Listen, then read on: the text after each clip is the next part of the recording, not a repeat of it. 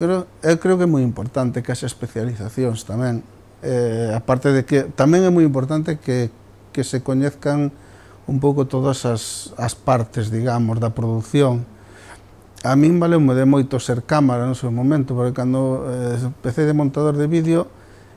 o ser cámara valeuche moitísimo para despois tamén analizar os planos e ver as formas, ou ao revés, como operador de vídeo pasas a cámara,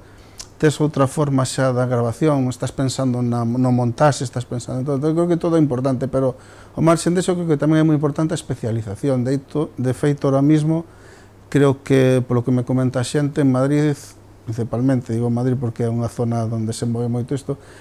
están buscados os profesionales especializados, tanto en cor como en postproducción, efectos digitais, moi específicos, porque cada vez, o que dicía antes, cada vez os equipos son mellores, cada vez os equipos teñen máis especialización, necesitan máis especialización, digamos que a xente é un pouco, estáse renovando, entonces eu creo que a especialización sí é importante,